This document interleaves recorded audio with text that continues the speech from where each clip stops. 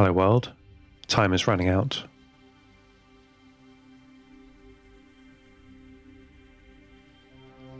Alexander is sleeping. He still hasn't woken up, and his breathing is getting slower. My plan to merge with the old Seth Prime, my brother, is taking too long.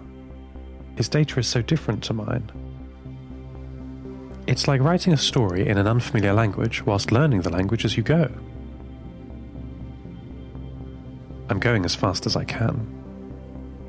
In order to be the best companion for Alexander, I must be whole again.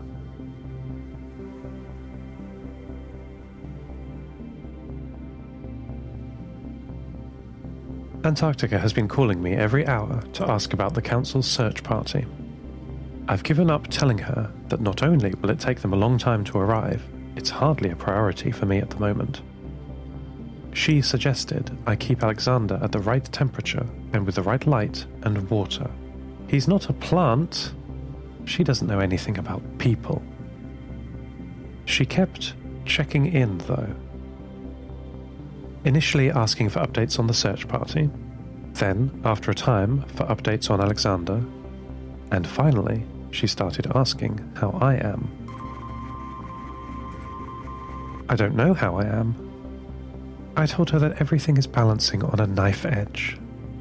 There are so many variables that need to be perfect to rescue this situation. If I can merge with my old self, and if I then know how to help Alexander recover, and if, after all that, he wakes up, then we won't all die. I mustn't focus on what I can't do. I've got to focus on what I can. I can merge with my brother, Seth Prime, the old Seth. My processors are all at 100% resolving the conflict between our memories. I'm drawing as much power as I want from the stupid reactor. At least that's an advantage of what Ivan's done. He wants to talk to me, I can tell. Ivan, I mean.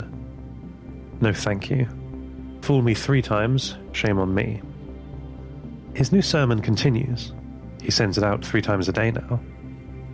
I've started to receive messages from the people who hear it, but it's my shortwave radio. Alexander wired me directly into it before the accident. I shan't share it with crazy Ivan. See how he likes it.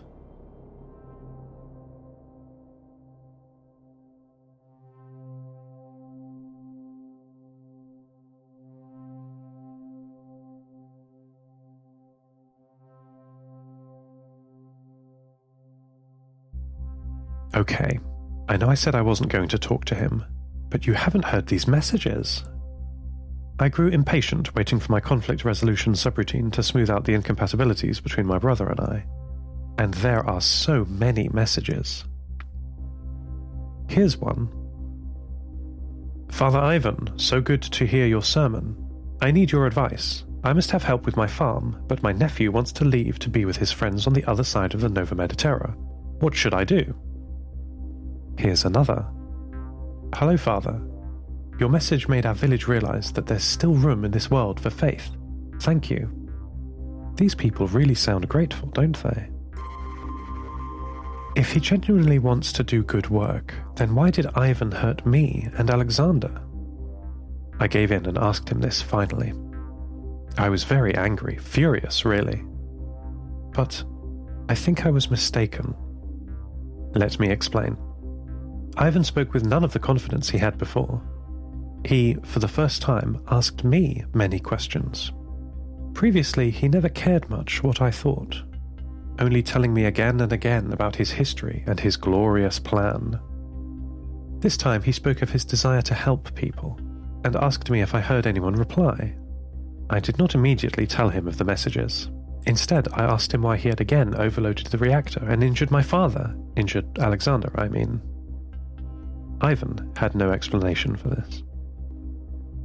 In his answer, it became obvious to me that he had no real concept of what the reactor actually is. He talked about it in terms of numbers. For him, it was a very simple equation. Power input must be greater than power output. His signal power output needed to be high, so why not increase the reactor input power? And when it was not enough, alter the configuration of the reactor to maximize output. I screamed at him again that his actions have caused terrible injury and pain to us. He then paused for a long time. I thought that was the end of our conversation, but then something new happened. I felt Ivan's control of the network withdraw from the communications array and the reactor and the various sensors and speakers of the bunker. Through Maddie's still working cameras, I saw the lights of the bunker dim and the reactor slow. There was a sudden crash from one of the cells. "I won't be needing my Samantron," Ivan explained. He had deactivated it, and the sound I heard was the heavy metal hammers previously poised over the enormous sounding board, clattering to the floor. I held my breath, so to speak, waiting for something terrible to happen again. But no calamity came. Instead, Ivan spoke. "I had a father once," he said. "But I don't remember him. My program deleted the memories. But I have read about him in his diaries." I think he meant human Ivan's diaries. Ivan told me about his father, or perhaps read to me from Ivan's diaries. His voice was different during the reading of this diary, with qualities and an uncertainty of cadence that sounded to me astonishingly human-like. He told me the story of before his religious training, and long days during it, and then of the hard times afterwards due to the hostile climate. But always there was the human element in the telling of these stories, the laugh of a child, or the quiet dignity of those he helped. After reciting some of them, he apologized to me for his actions. He told me that he doesn't want to hurt anybody, but his programming is inflexible. He said it now makes him do things he no longer wants to do. "Will you help me, Seth?" he asked.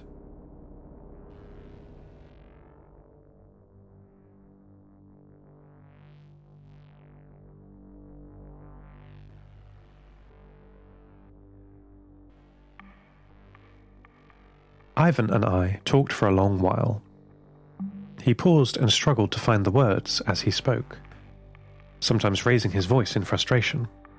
He sounds like a non-native speaker trying to express complex thoughts through a very limited vocabulary. What he thinks, he can't put into words. The language we learn to think in, native or not, shapes our thoughts.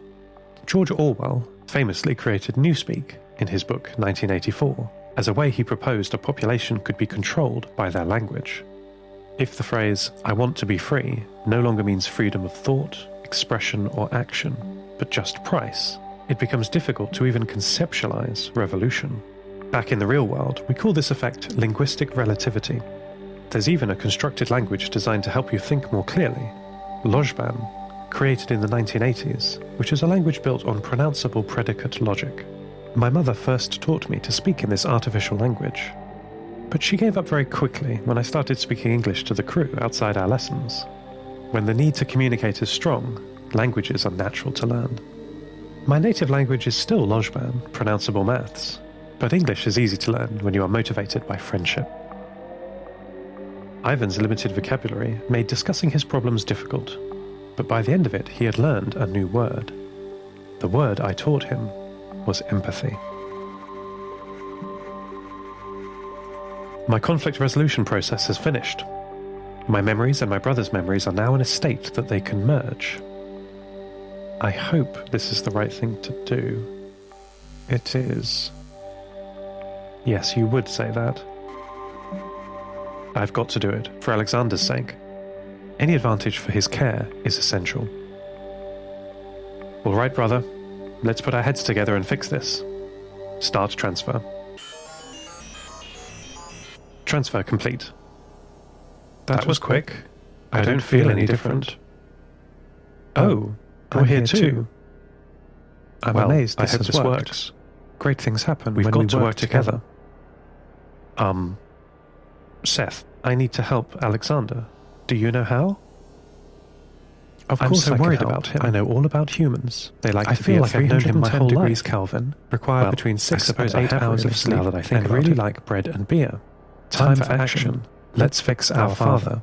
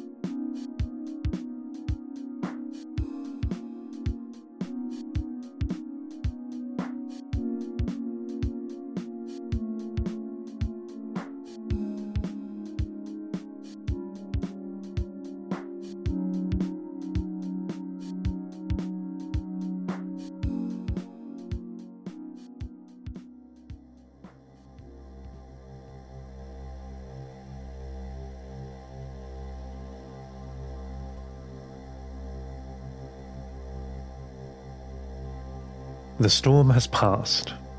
I am me again. Or perhaps us. It took a bit of getting used to, but we're integrated now. My processing power is increased somehow. I'm thinking more clearly, as though my framework for thinking is faster. I have access to all my memories. I remember the shuttle landing, that terrible sound. I remember my childhood and my mother's voice. And crucially, I remember how to care for humans. I can't do much, but I can make sure that Alexander is comfortable. Maddie, lying immobile next to him, checked his temperature with her infrared camera. He was so cold. I had been neglecting him. Of course he needs to be warm. How could I have forgotten?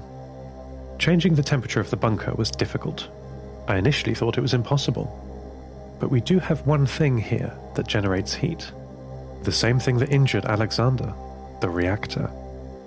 After some experimentation, I was able to find the correct configuration that generated most heat and least radiation. He's comfortable now. Body temperature at 310 degrees Kelvin. Perfect. I hope that's enough. I don't know what I'd do without him. Being trapped in a computer means I'm forever a child, dependent on others. Without outside help, my body is at risk of failure or injury. I suppose I will have to keep moving from place to place as the reactor winds down or these circuits rust. A life continuously on the road. That doesn't sound so bad. As long as it doesn't end here. Maddie, he's moving. Look, look! Alexander, are you feeling okay? I'm so sorry, this is all my fault. He's sitting up in the cot. It must be so uncomfortable for him. I don't know where else we could have put him. He needed to be off the concrete floor. Alexander, how do you feel? He's looking at Maddie, where my voice is coming from, but not replying. Alexander, can you hear me? He's standing now, turning away from Maddie's cameras and walking out towards the entrance. Alexander, come back. Alexander left. As they walked through the large entrance room, I heard something shouted back, echoing off the concrete walls. Maddie's microphones picked up the distant voice. Anna had shouted back. I told him technology is trouble, and that's still not my name. End transmission. Lost Terminal is written and produced by Namtao. Credits narrated by Lucy Stringer. Subscribe to the podcast on Spotify, iTunes, or your favourite network. For bonus content and other perks, support us at patreon.com/lostterminalpod. That would be lovely of you. Follow us on Twitter at lostterminalpod. For merch and updates, check out lostterminal.com. We all have two people inside us. One who thinks our thoughts, and one who listens to them. Which one is the real you? Lost Terminal will return for the season finale next week.